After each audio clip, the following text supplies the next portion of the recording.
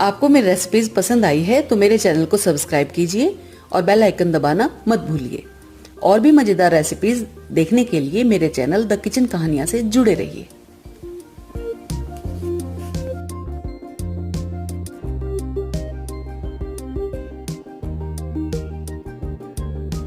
सरसों का साग बनाने के लिए ये मैंने एक बंच सरसों के पत्ते लिए हैं। ये आपको आसानी से मार्केट में मिल जाएंगे। एकदम हरे और फ्रेश सरसों के पत्ते हैं। आधा बंच मैंने पालक लिया है, इसको साफ करके रख लिया है। आधा बंच ही मैंने बथुआ लिया है, इसको भी साफ कर लिया है। और इसमें एक कटोरी मेथी के पत्ते लिए हैं, इसको हमने साफ करके रख लिया है। साथ में 2 मूली के पत्ते हमने लिए हैं और इस मूली से मैं आधे मूली यूज करूंगी साग में डालने के लिए। ये सभी ग्रीन्स मैंने साग बनाने के लिए लिए हैं। सबसे पहले हम सरसों के पत्तों को साफ करेंगे। इसके मोटे जो डंठल हैं उसको हम तोड़कर हटा देंगे। ये बहुत जल्दी और अच्छी तरह साफ हो जाएंगे।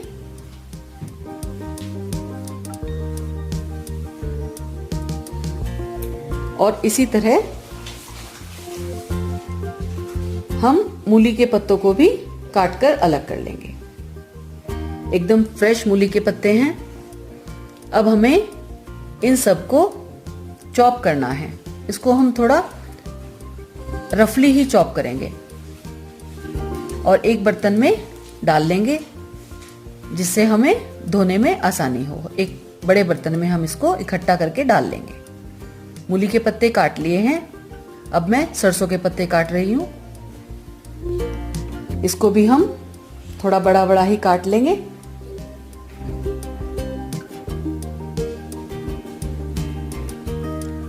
ये पत्ते कटकर तैयार हो गए हैं।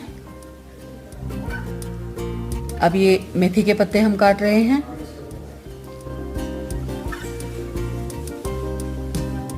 इन सबको हम इकट्ठा ही एक जगह डाल लेंगे। बथुआ मेरा कट चुका है और ये पालक के पत्ते भी कटकर तैयार हो गए हैं।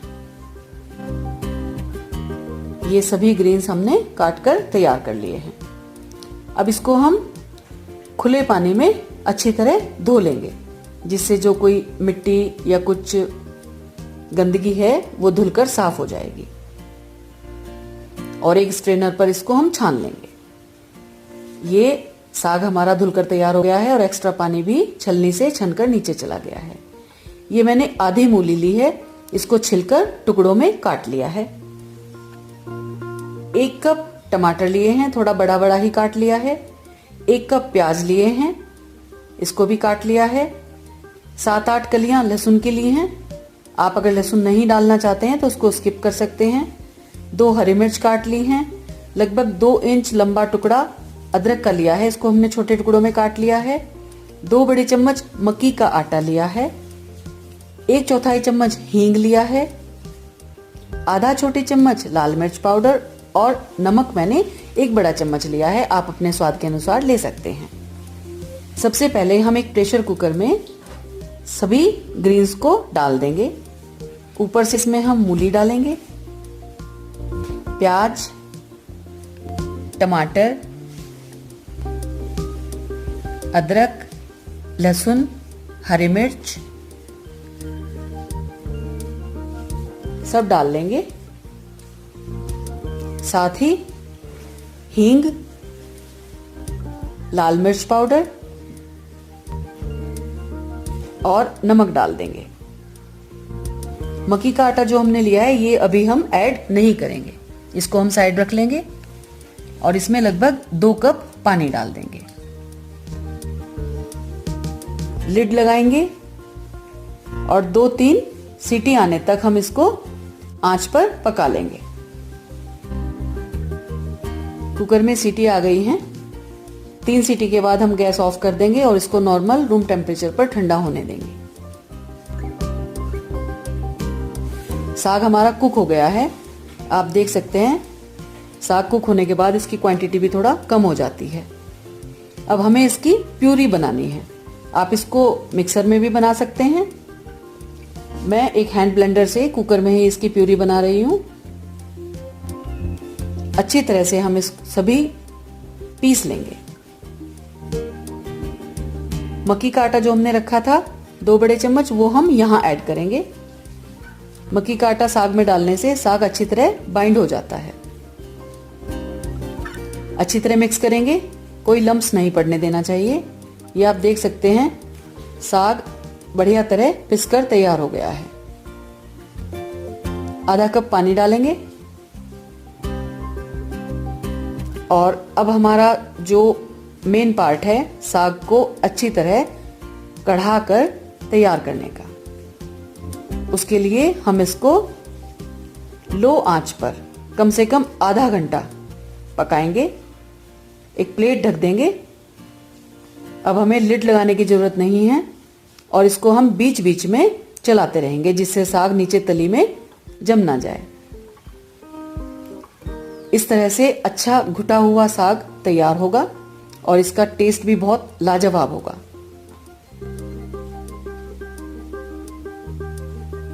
इधर आधा घंटा हो गया है, साग हमारा तैयार हो गया है। अब हम इसके छौंक के लिए 2 चम्मच देसी घी लेंगे। एक पैन में मैंने 2 चम्मच देसी घी लिया है। इसमें 2 सूखी लाल मिर्च डाल दी है। मिर्च को भुन जाने के बाद हम एक छोटा प्याज बारीक टुकड़ों में काट लिया है, इसको हम भुनना स्टार्ट करते हैं। अब इधर हमारा जो साग तैयार हो गया है, इसमें से एक बोल हम साग ले लेंगे।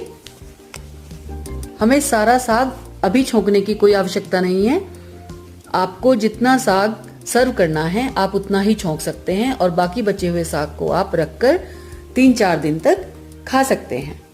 जब भी आपको साग सर्व करना हो उसके लिए छोंक तैयार कीजिए और आपका साग तुरंत रेडी है।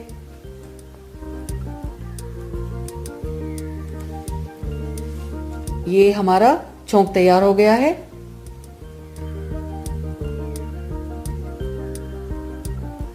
सरसों का साग अपना बहुत ही बढ़िया टेस्ट लेकर तैयार होता है और दूसरे ग्रीन्स पालक वगैरह डालने से और मूली डालने से उसका एक जो तीखापन होता है सरसों का, वो नहीं आता है।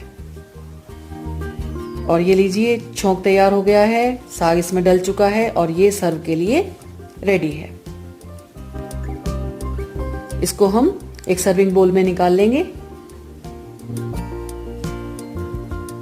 बढ़िया सरसों का साग तैयार है, खाइए और मजे लीजिए। इसको मैंने सरसों के साग को मक्की की रोटी के साथ सर्व किया है। मक्की की रोटी की रेसिपी भी मैं आपसे जल्द ही शेयर करूंगी।